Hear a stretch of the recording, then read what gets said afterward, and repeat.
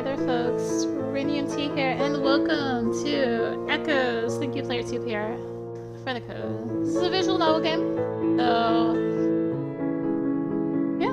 I might turn down the music like a notch. It's getting a little loud, actually. Now I'm starting to talk. Yeah, I turned it down 2 notches. I lied. I'm sorry. Let's go.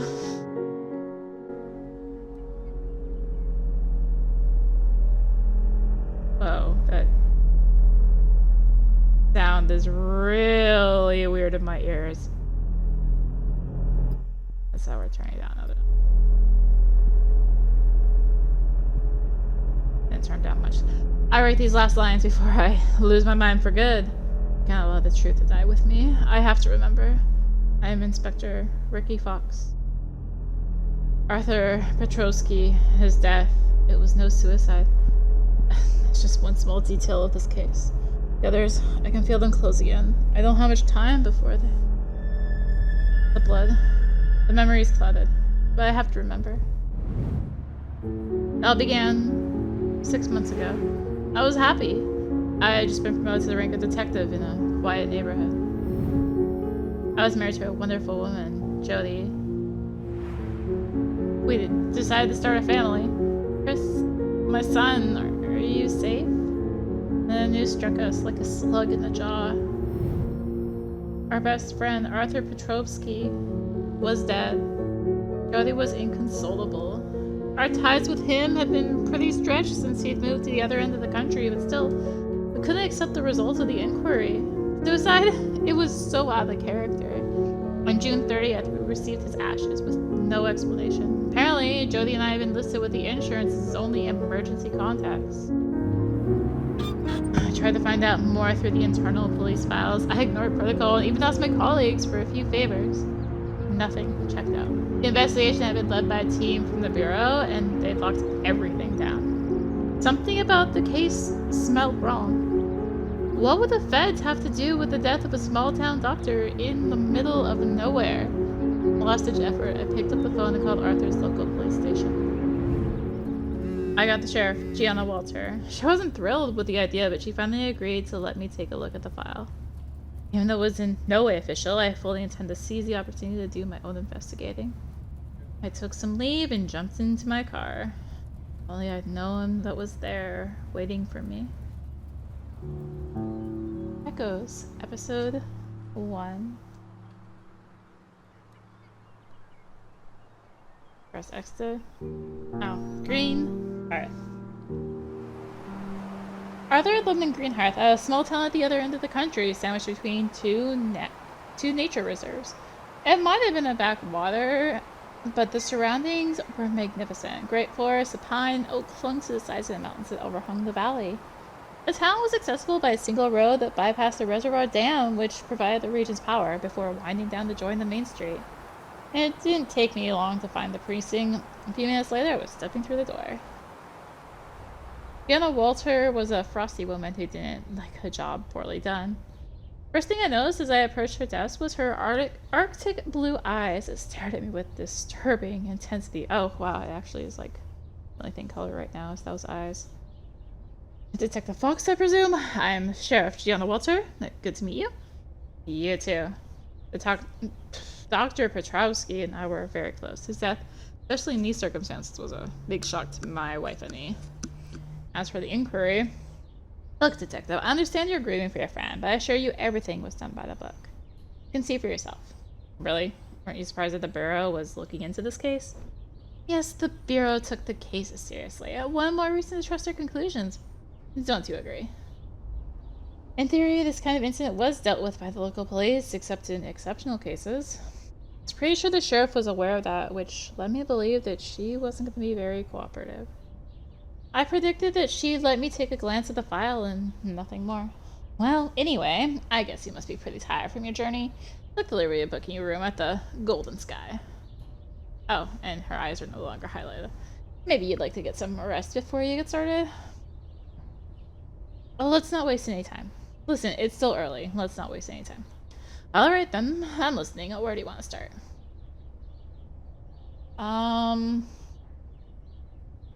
I'd like to see a case file. Of course, however, I should warn you, there's not much to see. What does that mean? Most of the documents, like the autopsy report, for example, were requisitioned by the feds. Come on, I'll show you a few pieces they left behind. During your adventure, Ricky Fox will have to search for clues in some scenes. A radar will appear on the screen to help you discover the clues. You can leave certain scenes at any point by using the quit button that will appear on the left or by pressing circle. Kind of cool that they actually have, like, PlayStation icons on here. Arthur's notebook. I could say medical secrets, but Arthur had been careful and conscientious. No names appeared, only initials. Apparently, Arthur's patients mainly suffer from psychiatric problems. A most recent entry concerned an OM, dated by the day of his death. Just underneath, in a half-page of nervous scrawl, Arthur had added, "The chimes ring out without a sound. They cast a strange tale in my head. I will become consumed by the echoes of their song." I didn't know what to think of all that. Everything seemed to suggest that Arthur had lost his marbles at the end of his life, which made the suicide theory credible. It all seemed fishy to me. The Arthur I knew had no history of mental illness. Arthur, what kind of scrape did you get yourself into? Between the medical jargon and that troubling message, at least I had the start of a lead. This OM. I just had to find out their identity and question them. It starts the icon on the bottom right. It's just awkward, but Arthur's phone. His last call was to an Ernest Bull. Sheriff could probably fill me on his identity. For that matter, this man may have been the last person Arthur spoke to before he died. The rest of the device's memory has been erased. Arthur must have made the call after he deleted everything.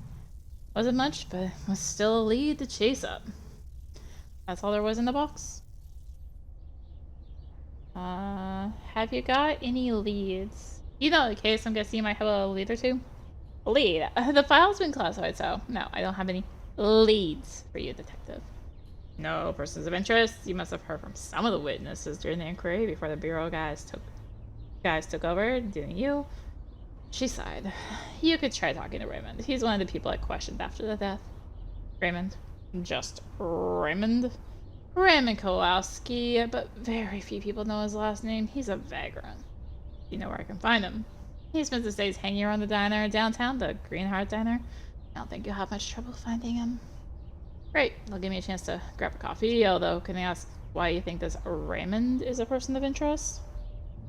During the initial inquiry, several witnesses reported that Arthur had been spending a lot of time with him in the final days before his death. Obviously, he's been interviewed several times during investigation, first by me, then by the investigators in the Bureau, but there was nothing conclusive. Raymond's extremely paranoid, and that's without even taking into account his mistrust of the forces of law and order. Of course, you can try talking to him, but I don't think you'll have more success than we did. I'm gonna give it a try, you never know. You're probably wasting your time, but that's up to you, detective. Alright. Can you tell me anything about Ernest Bull? He's the manager of the Golden Sky Hotel. The phone records show that the last call Arthur made was to him.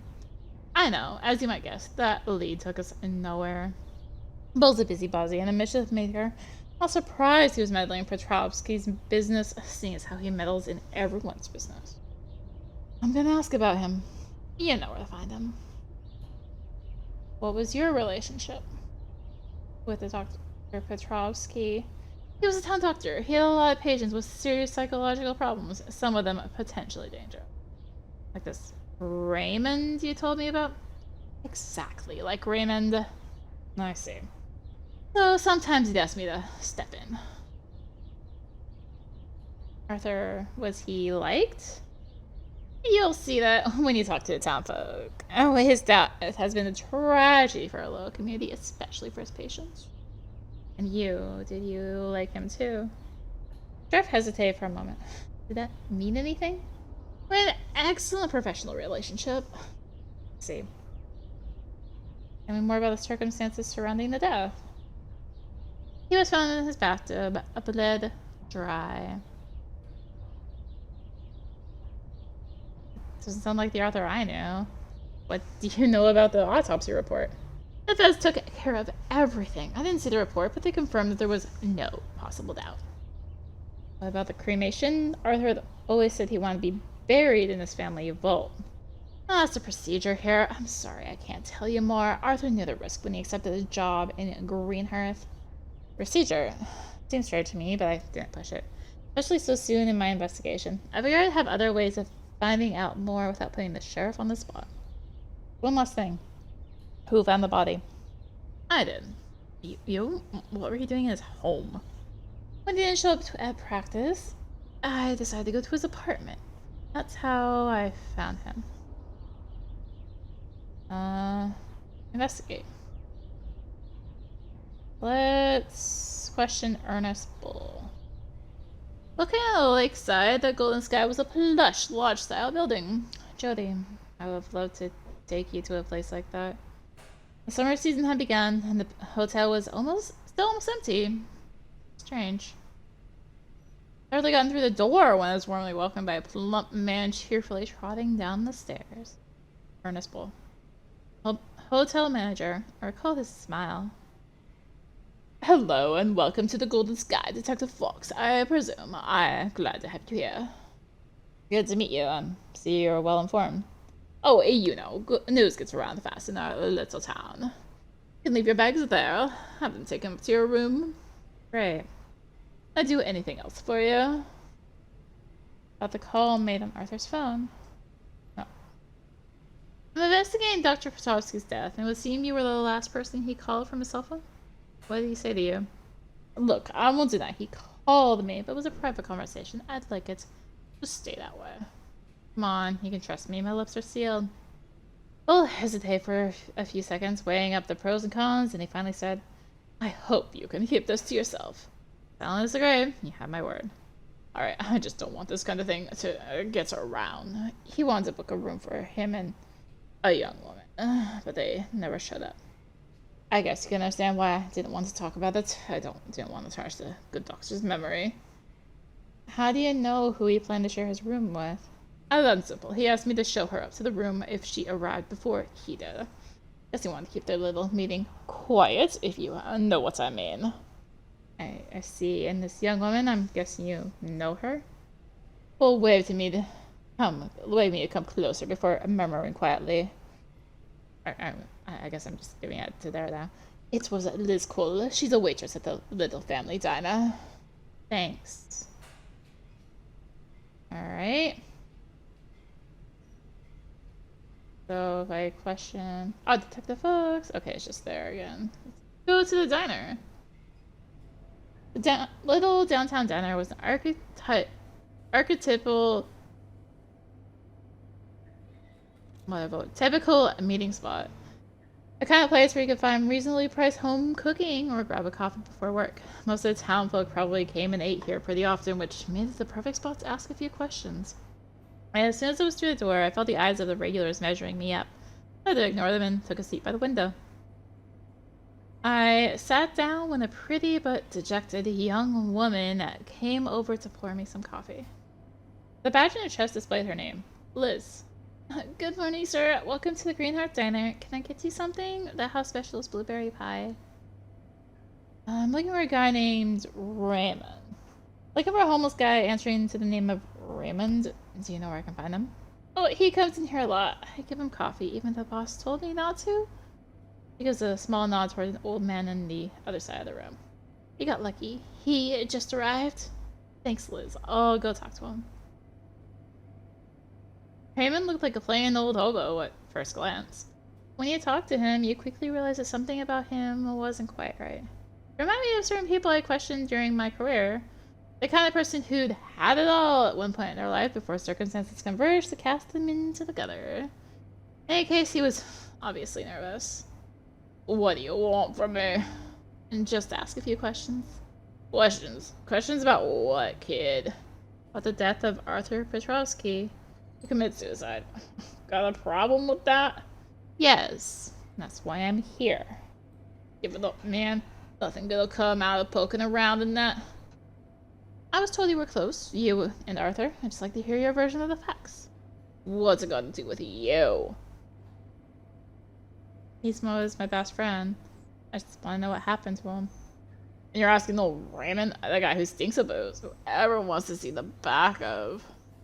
Something tells me that Arthur didn't feel that way about you. Am I right? Am I wrong?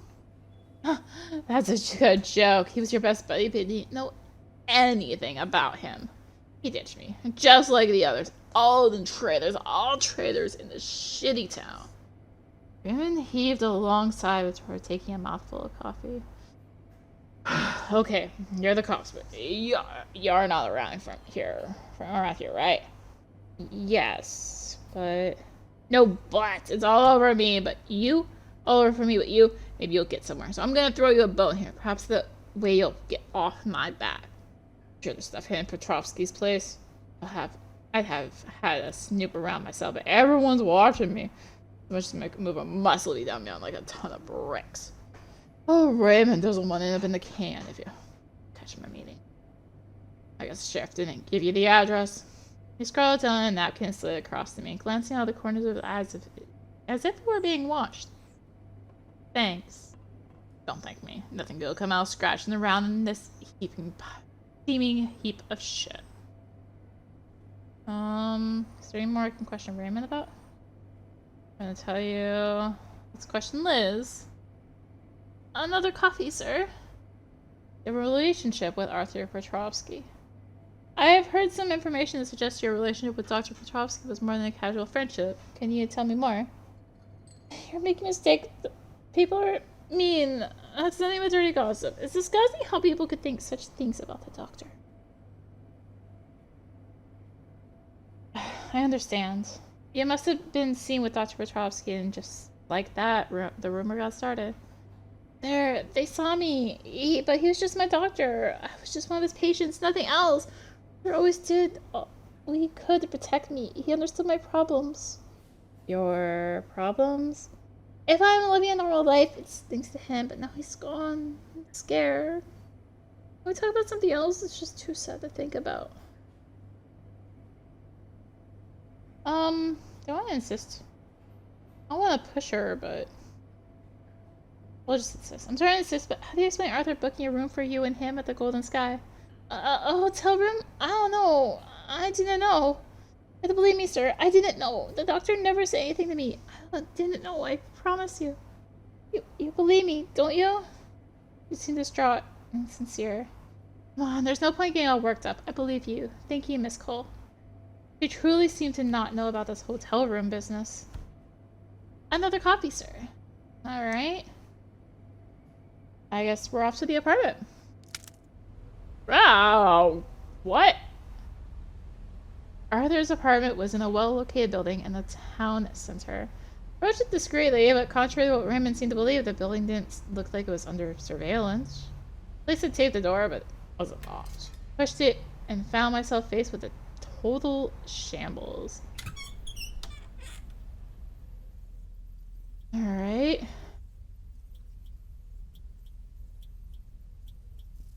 There it is. Business card left by the manager of the Golden Sky. I had been sure Bull was hiding something. A date and time for a meeting had been jotted down on the back of the card. I had some explaining to do. What had he and Arthur been up to?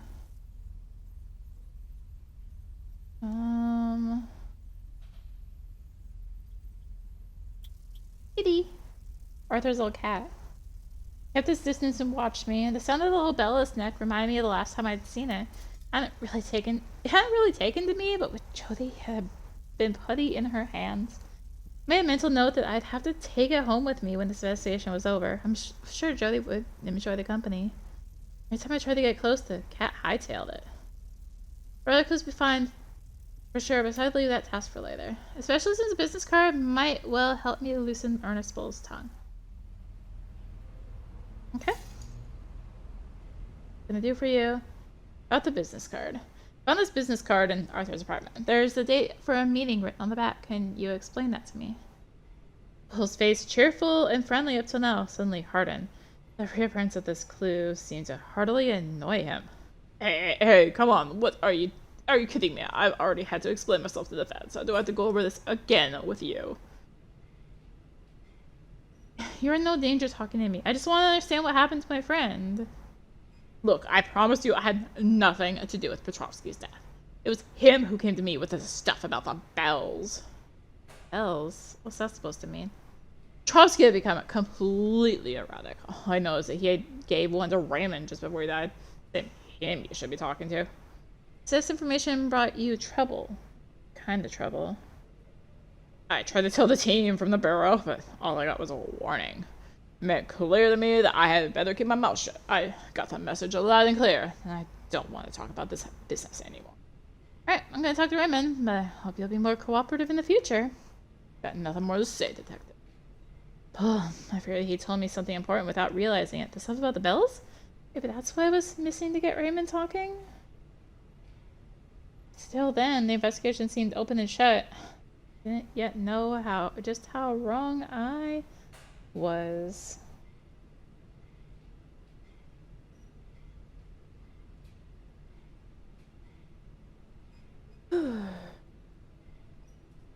Okay. Go to Raymond. When I got back to the diner, Raymond was gone. Faithful to her post, Liz came over to greet me. Hello again, Mr. Fox. What can I get you? You want another cup of coffee?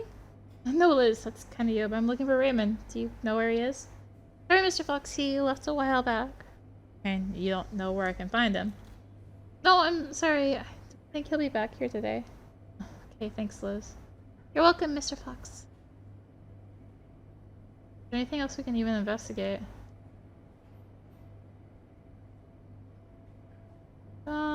Okay. Just go to the hotel for the night, I guess. Raymond had vanished. It was late and I only wanted one thing, a good night's sleep. I decided to leave the next part of my investigation for tomorrow. I resigned and went to the hotel to rest. Clearly there was something not quite right about this town. Arthur had been involved in something shady. I tried to reach Jody but got the answering machine. In any case, I didn't have much to tell her. It was too soon to have a solid theory about what was going on in Greenhearth. The hotel was as comfortable as it had seemed, and then I collapsed into my bed. The morning sun seeped between the curtains into my room, illuminating the patterns carved into the hardwood paneled walls. The overstated luxury of the hotel almost made me forget the town's ominous nature. Ready to investigate and find out the truth about my friend's death. I felt invincible. The fool. Should have left while there was still time. Could have gone back to my wife and forgotten this strange little backwater. First thing I did that morning was go back to talk to Raymond. I needed to clear up this business about the bells. Fortunately, the vagrant wasn't around. Was he avoiding me, or was this simply bad luck? Oh, hello, Mr. Fox. Liz hurried over to pour me some coffee. Would you like a piece of pie today, or maybe some bacon and eggs? Or the eggs and a piece of pie? You know what, Liz? I'm gonna take both. Okay, great, Mr. Fox. I'll get that for you right away. Have you seen Raymond today? No, he hasn't been into the diner this morning. Sorry. Anything else, Mr. Fox? No, that's all. Thanks, Liz. I just hit the first snag of the day, and something told me it wouldn't be the last. Dr. Raymond wasn't there yet, didn't tell me much. Had I been dealing with Arthur's killer? His behavior and his attitude were certainly fishy, but it was too soon for a working hypothesis. I had work to do, and I wondered just where I should start.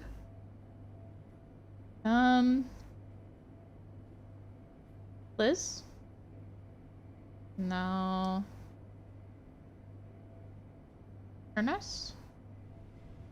How are you this morning? Was the room to your liking? Was there anything I can do for your comfort? No. Sheriff? Good morning, Detective. Did you sleep well? The rooms of the Golden Sky are very nice. Thanks for keeping me there. You're welcome. So tell me, how's your investigation going? Were you able to talk to Raymond? Was it enough to put your mind at ease? A bit too soon to start drawing conclusions, although I'd like to have asked Raymond a few more questions, but I can't seem to get a hold of him. It's where I stopped by the Greenhearth diner. That's where I started. Look, I can't say I'm surprised he's made himself scarce. I did warn you about his mistrust for the forces of order, didn't I? The fellow has to spend his nights somewhere out of the rain and cold, right? Really got no idea where the popular spots with the homeless are in your jurisdiction? She on the side. I'll assume you didn't know the town very well yet, Miss Fox, or you wouldn't ask me that.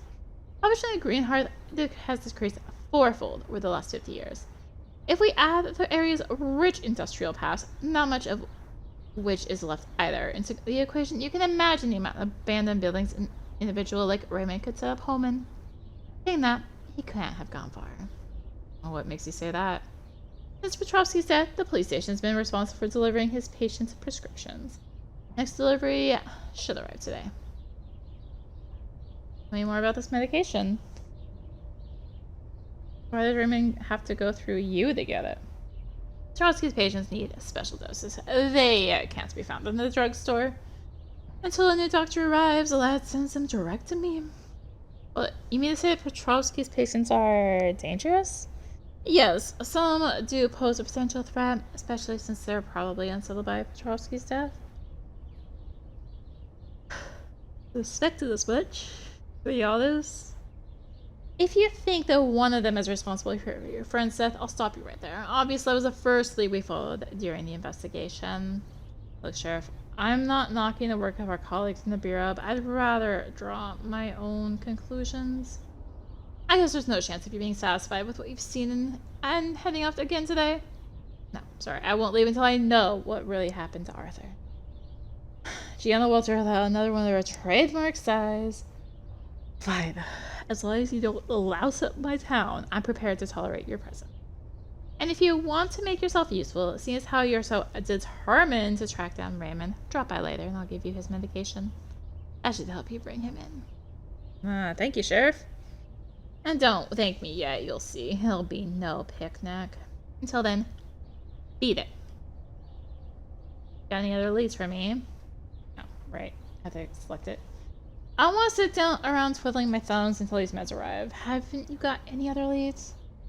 Look, Fox, I've already been kind and patient enough to put up with your being here, despite the fact that your little investigation has got, I remind you, absolutely zero official status. Surely you don't expect me to do your job for you? And let me remind you, I'm not here to be at your beck and call. I've got 3 people to see about an accident on the dam today. Go on, beat it. Come back when you've got something solid. Yeah. Let's search the apartment again. Arthur's apartment hadn't been miraculously tidy up since the day before, but I couldn't put off my search any longer. You know what I had to do, even at the prospect didn't delight me. Pull up my sleeves and began foraging for clues. Hey, kitty. This time I managed to catch the damn cat. Took a good look at the bell it had on its collar. There was a number engraved inside. Had to be a clue, but I still need to figure out how to use it. The animal squirmed away the skulk, growling under a cabinet. Too bad. I wouldn't be taking it back to the hotel with me this time. That said, Kitty looked pretty healthy. It must have found someone to feed it, as well as a way of getting in and out of the apartment as it pleased.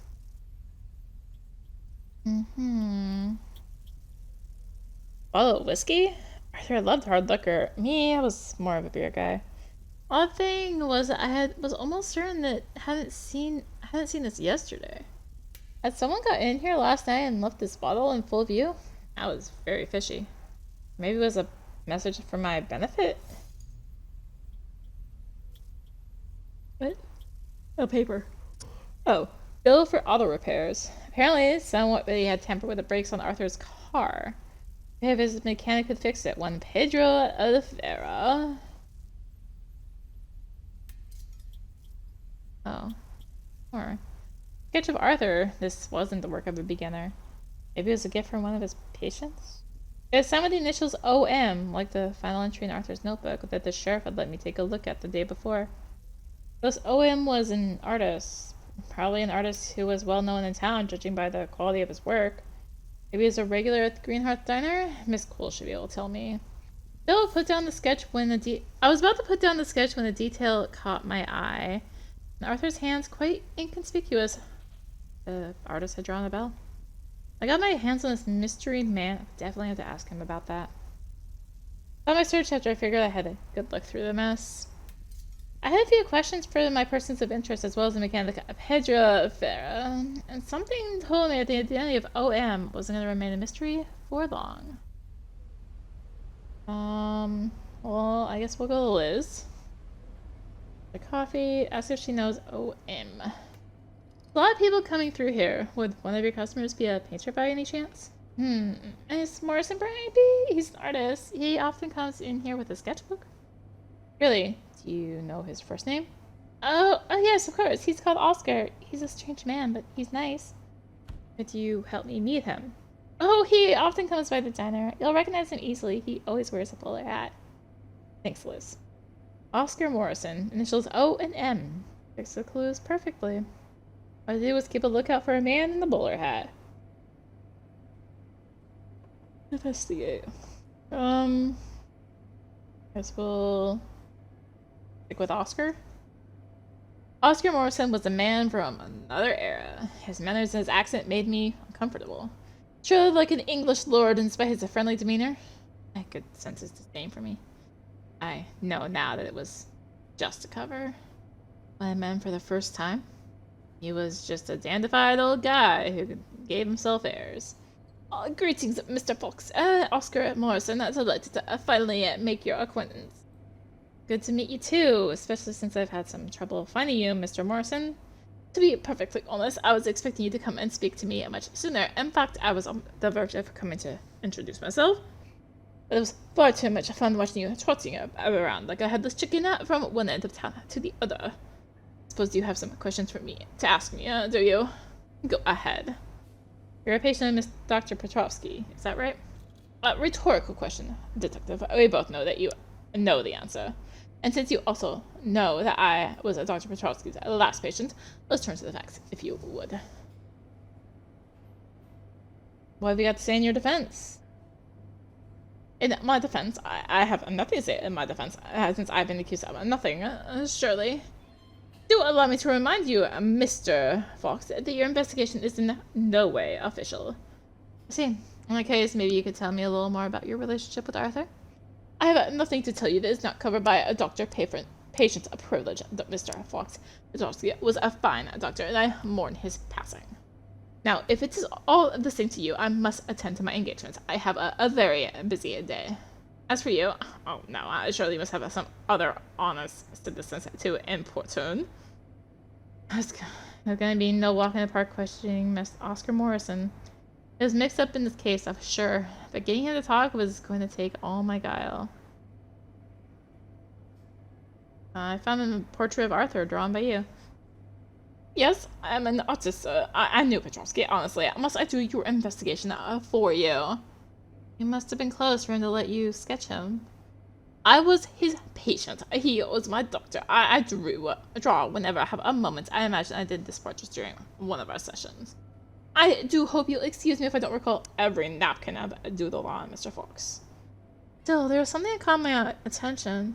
Was it the quality of my line work? That's a very kind of Mr. Fox, but I am accustomed to compliments. You won't get in my good books using up flattery. No, I was thinking of the bell you drew in his hand. A bell? Really, I don't recall that in detail. Oscar has stopped grandstanding. I need to watch him like a hawk now.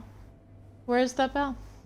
The bell, That was a rhetorical question, Mr. Morrison. We both know that I know about the bells. I don't know now. Arthur gave me a bell. Yes.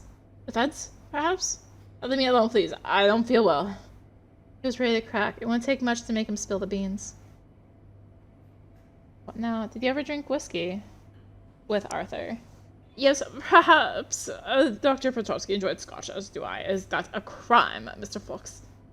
No, it's not a crime. However, I did find a bottle of whiskey in Arthur's apartment. A bottle that wasn't there yesterday.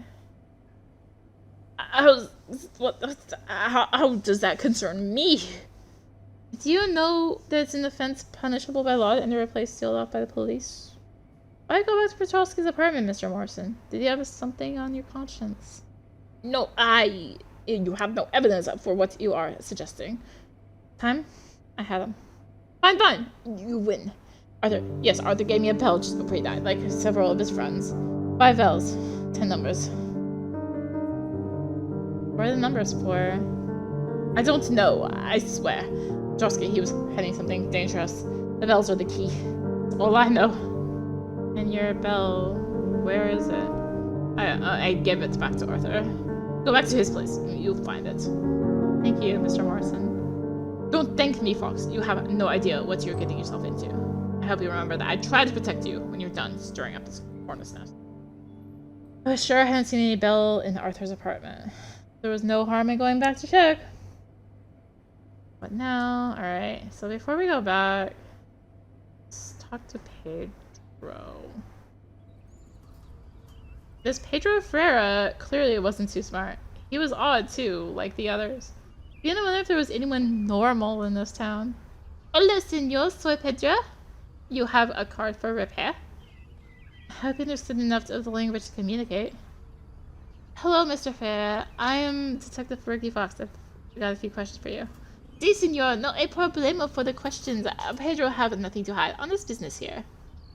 I'm sure there's Mr. Ferreira, but I'm not here about that. Tell me, did you repair Mr. Petrovsky's car recently? Do you remember? Yes, I remember accident. That's rare here. Can you tell me more about the repairs? Nothing to say. I want no problems with the policia. Don't worry, Mr. Farah. I don't want to involve the local police either. Dr. Petrovsky was my friend. I'm just trying to understand why he's dead. Entiende. Problem with brake. Strange. Sabotage. Sabotage? Telling me that this was a criminal act.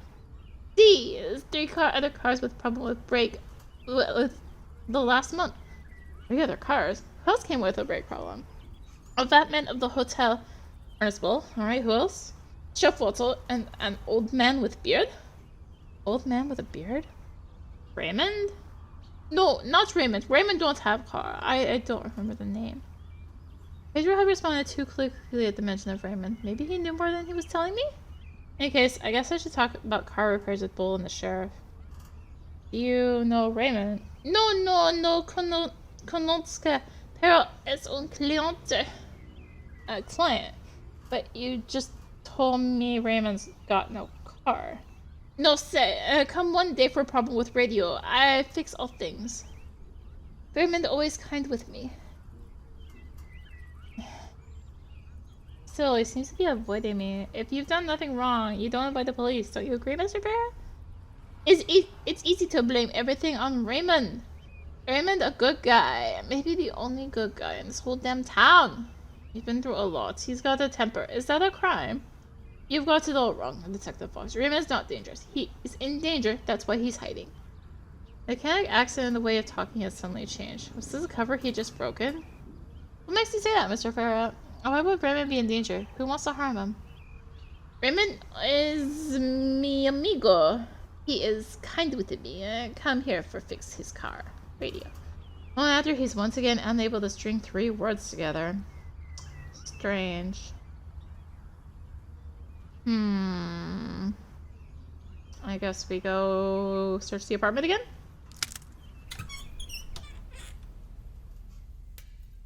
Alright. I see a bell.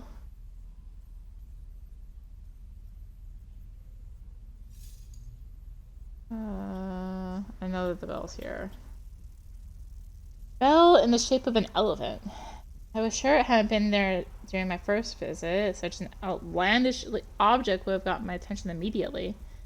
This is the true cause of that visit when Morrison had forgotten the bottle of whiskey. Almost like he wanted to put me in some roundabout way onto this lead. Which said a lot about the man's deviousness.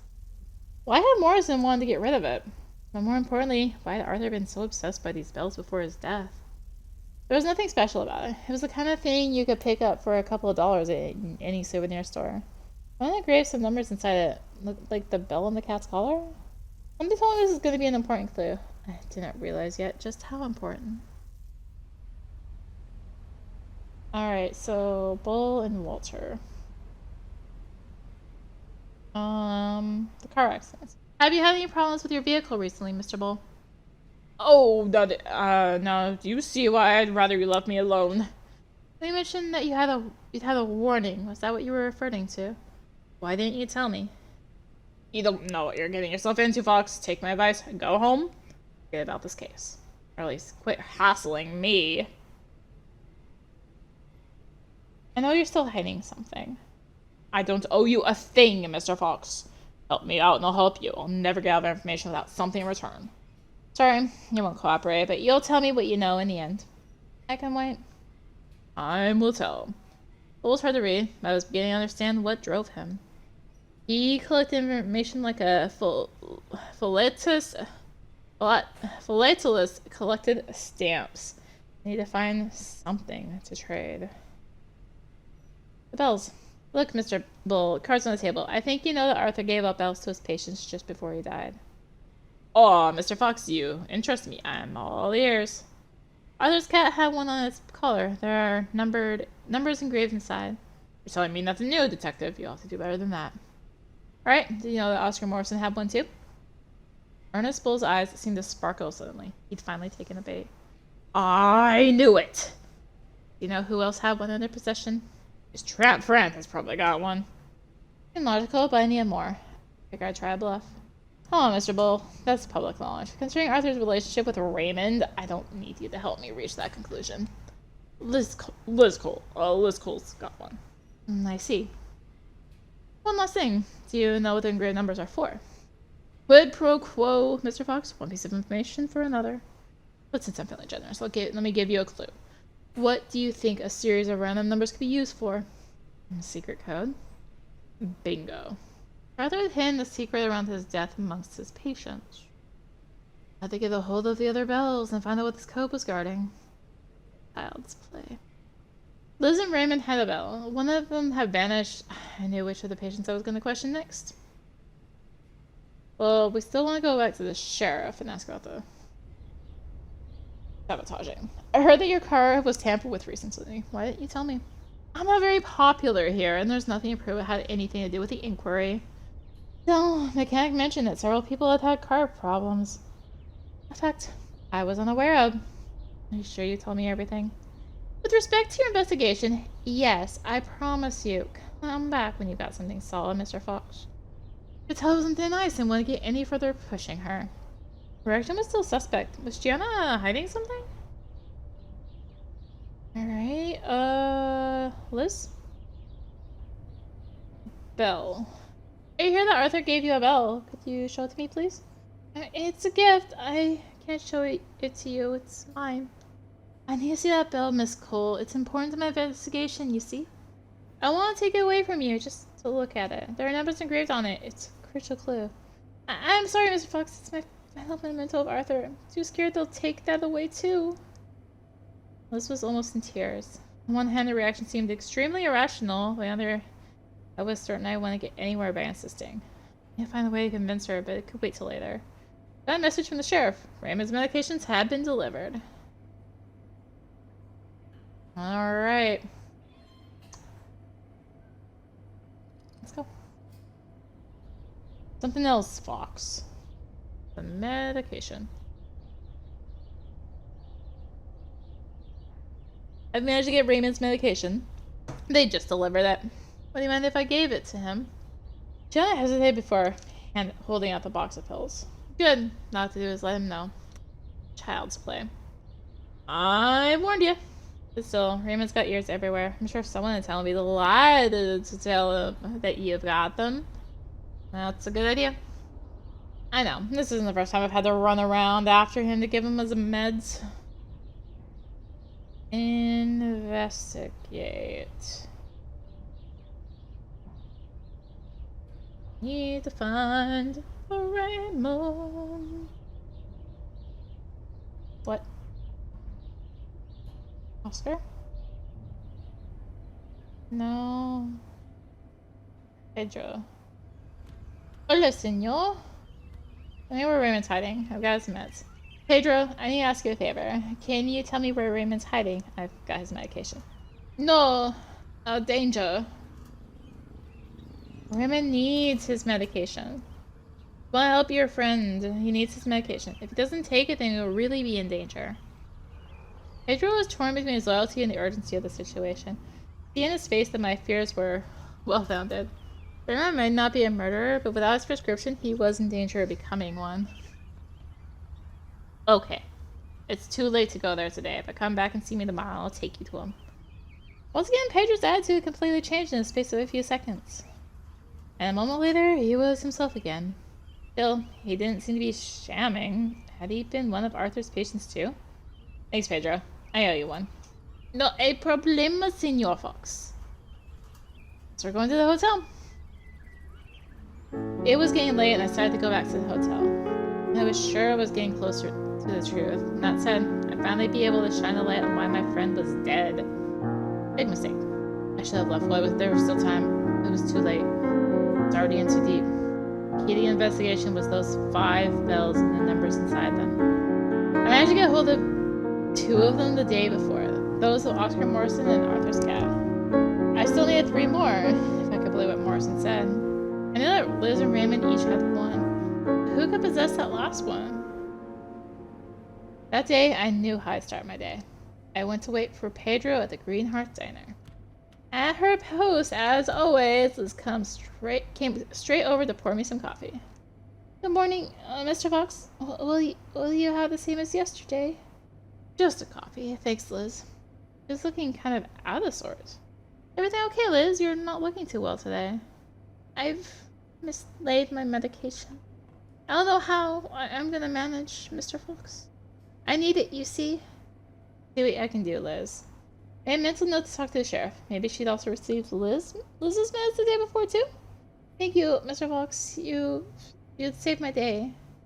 Pedro arrived a few minutes later. I greeted him, and he led me to a disused factory not far from his garage. This is where Raymond sleeps. Sí, casa de Raymond por aquí. Inside the factory al fondo. Thanks, Pedro. I must open the garage. Come see me later, si quiere. Senor Fox? Raymond's hideout was set up in the rear of the building, well away from the road and prying eyes. This was pretty makeshift with a sloppily patched together corrugated metal roof and walls that were overgrown and close to collapse. The occupant wasn't there. Pity, I still had some questions to ask him. Had Pedro warned him I was coming, or had he cleared out when he heard me arrive? No matter, there was surely some interesting clues to be gleaned.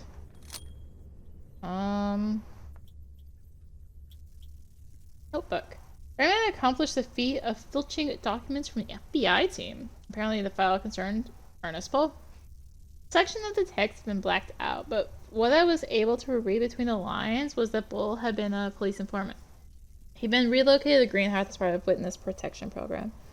It was also suggested that his activity was suspect and that he'd been put under surveillance.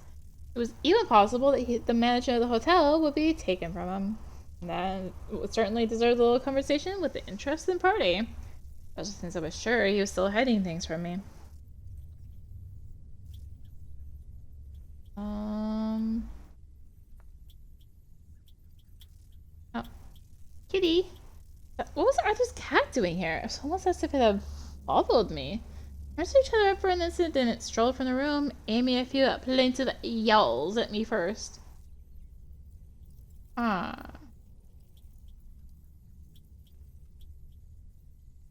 There. Oh, there was something. Oh, another notebook. Raymond daubed a notebook with crazed remarks and insane surmises. The whole was an incomprehensible nonsense, every page full of paranoid ramblings. The book began with a poem. Reading it left me trembling. Ding, ding goes the bell, silence of the predator. 10 small mad demons emerge through the flames of a blaze. The guardians hid them in human mass, then they delivered them to their destiny. I had no idea what it meant, but the mention of 10 demons seemed important.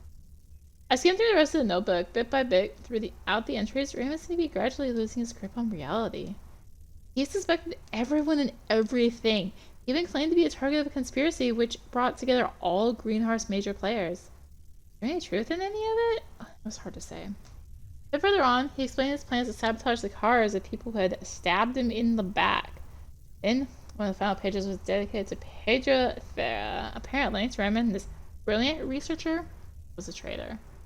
Pedro, a brilliant researcher? Made no sense. Nevertheless, if I show this to the mechanic, maybe he'll be more inclined to help me? Aww, there's a radio. Back. There's a tape on it. Raymond had a battered old cassette player, probably the one Pedro had repaired for him. There's a cassette in it. I pressed play. There were muffled voices. 2 women. One of the voices sounded like Sheriff Walter. The quality of the recording was very bad. I could only pick out snatches of phrases. There's something about 10. The codename Viracocha Project was mentioned several times. In any case, what was very clear was the sheriff was being reprimanded for what had happened to Arthur. The other boys insisted Gianna needed to knuckle under. First, she was concerned the matter was closed, and everything was now under control. She'd obviously taken a risk by allowing me to investigate. But who were her superiors? This business of 10 and the project with the code name were clearly not within the scope of the local police. It seemed a little chat with the precinct was called for. Uh-huh. Paper? No, not that paper. Others. The box of pills. Almost full, and the label said Liz Cole? So Liz had made Miss Lather medication. Raymond had stolen it. Travis stressed the fact that the dosage was individually adapted for each patient. If Raymond had stolen it, that could mean that maybe he didn't need his own prescription, at least not in the next few hours. I could take them to give back to Liz. I think she'd agree to show me her bell in exchange. Raymond was running short in the meantime. We'll take him. Tough luck for Raymond. The numbers on Liz's bell were too important. I had seen all the relevant clues. Decided not to hang around any longer. Let's go to Liz. Give her the medication. Found your medication. Really? Oh, thank you, Mr. Fox. You're my savior. Give. Here. Swallowed 2 pills and seemed to relax immediately. I suppose you still want to see my bell? Please, Liz. It's crucial to my investigation. I just want to take a look and I'll give it straight back to you. Alright, Mr. Fox. I trust you. Liz pulled a small bell from the pocket of her pants and held it out to me. Like the others, 2 numbers were engraved inside. I noted them, then gave her the bell, which she nervously put back in her pocket. Thank you, Liz. Alright, back to Bull. A file on him. Did you know Raymond has a file on you in his possession? Bull blanched at the mention of the file. That's got nothing to do with your case, Mr. Fox. Stop sticking your nose in everywhere. Negotiate. Come on now, Ernest. There's no point in getting all upset. I'm sure we can come to an understanding. On the file? I want to know what you know about Petrovsky's death. We say to a cordial exchange between gentlemen. Hey, Fox, you win. I don't know who killed Petrovsky. I'm not even 100% sure it was a murder. What I do know is that Arthur was slowly going out of his mind. In a moment of sanity, he took a box at the Greenhearth bank accessible with a 10-figure secret code, and he hid something there. Something dangerous. Something that would explain his death. That's what I think. Put the code between 5 of his friends, engraved in the bells he gave them shortly before his death.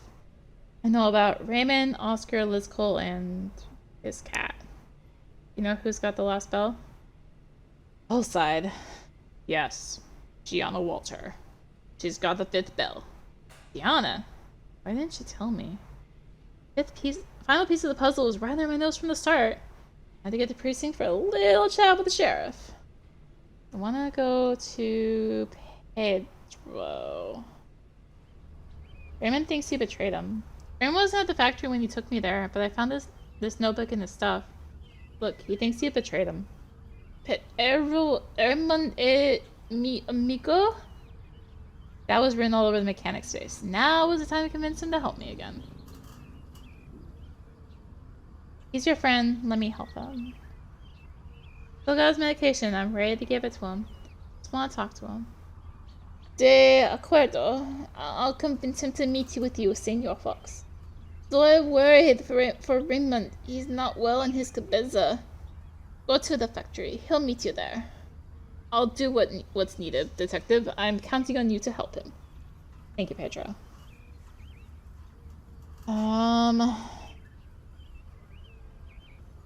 Gianna. Raymond has an audio recording of you. Oh, yes? What are the 10, Gianna? What is the Viracocha project? Fox, you stumbled across some classified information about our country's security. Can't tell you what the Viracocha project is. What I can tell you is that there are dangerous individuals in this town who are put here to be kept away from society. You've met some of them. Arthur's patients? Yes, my role in this town, apart from making sure people obey the law, is to keep these individuals safe. Your superiors ordered you to close the case. By allowing me to investigate, you're going against our orders. Why? Fiona looked away, clenching her fists. Okay, you win! Yes, I've got questions about Arthur's death too, but I received clear orders I didn't dare to disobey. When you suggested coming here to investigate, I told myself I let myself be persuaded.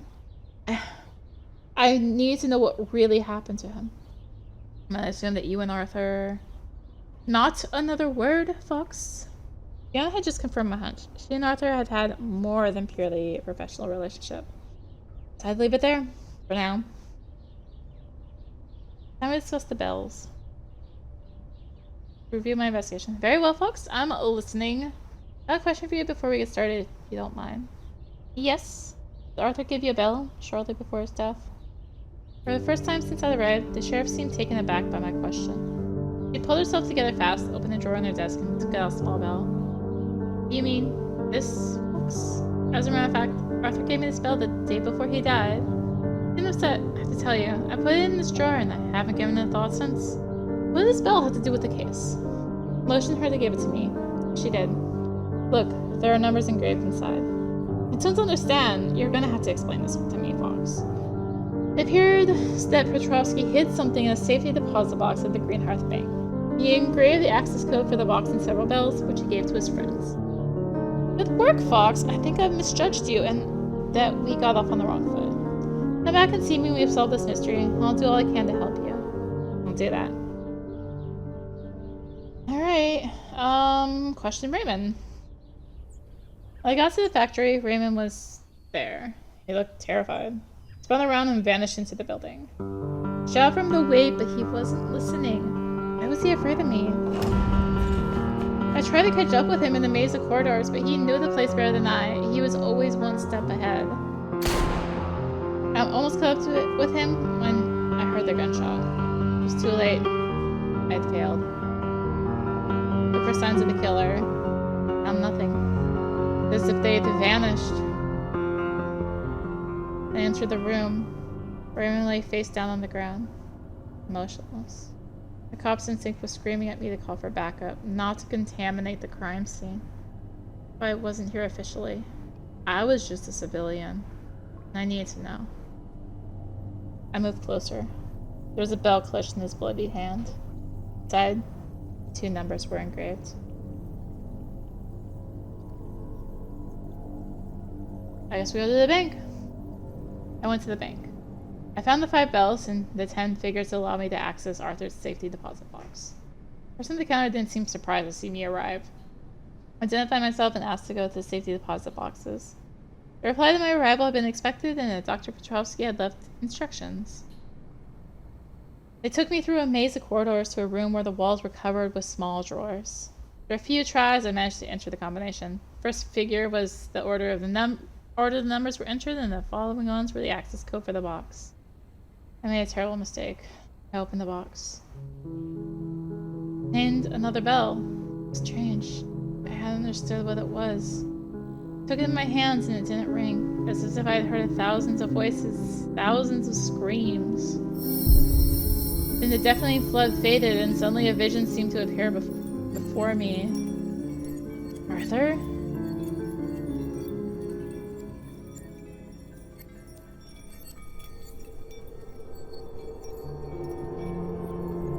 Well, I just got the thing for completing chapter 1, so we'll call it there as everything gets darker. Thank you for watching. Thank you again, Player2VR, for the code. Echoes is out now on Steam, so you can go play it. Go get it, play it. It's interesting. Definitely, I don't know what's going on. People are dying. There's bells and crazy, and I don't even know. I don't know, man. Thank you for watching. If you enjoyed the video, consider liking, commenting, and/or subscribing. What does options do? Oh, backlog. Okay. If you really enjoyed the video, just supporting the channel. All support greatly helps with keeping content like this and more. Find links for that in the description below, along with links to me on social media. So thank you again for watching, and until next time, this is RiniMT signing out. Bye.